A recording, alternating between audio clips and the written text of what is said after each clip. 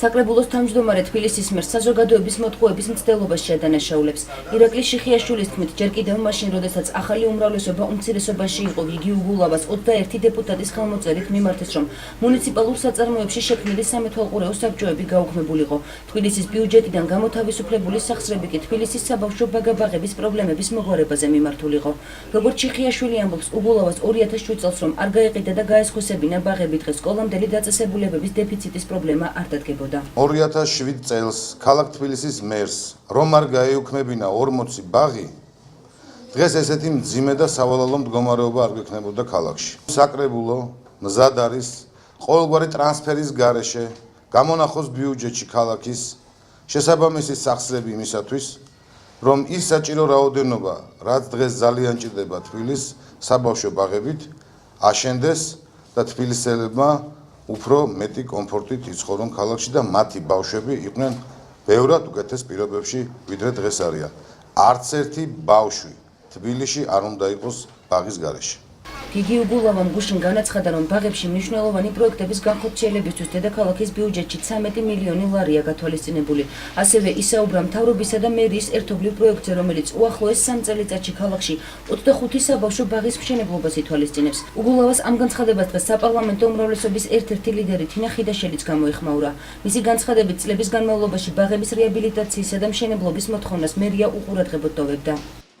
თინა ხიდაშელისა და ირაკლი შიხიაშვილის ბრალდებებს დღესვე თბილისის მერმა სპეციალური განცხადებით უპასუხა.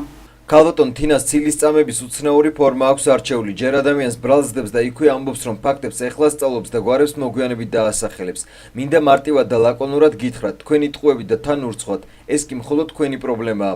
საზოგადოება მიხილა, რომ გუშინმე აბსოლუტურად კონსტრუქციულად თანამშრომლობის რეჟიმში ყოველგვარი ნიშნის მოგების გარეშე დავაყენეს საკითხები და საკრებულოს უმრავლესობა შევთავაზდა მსჯელობა პრობლემის მოსაგვარებლად. პასუხად კი ვიღებთ ღვარძათა და ცილისწამებას. ჩემთვის ორმაგად გასაკვირია, რომ ქალბატონი თინა ხიდაშელისა და ირაკლი შიხიაშვილის რიტორიკა გაჭრილი ვაშლივით გავს ერთმანეთს. გასაკვირია რა მოხდა და ასე რატომ დაემსგავსნენ ისინი ერთმანეთს. საბავშვო ბაღების მთლიანად სახელმწიფო დაფინანსებაზე გადასვლა მიმართვიანობის მასშტაბური ზრდა გამოიწვია, რის შედეგადაც, როგორც თბილისის საბავშვო ბაღების მართვის სააგენტოში აცხადებენ, ახალი ბაღების მშენებლობაა საჭირო. მანამდე კი სააგენტოს დირექტორის თქმით, უკვე არსებულ ბაღებში შესაძლებლობების მიხედვით დამატებითი ჯგუფები გაიხსნება.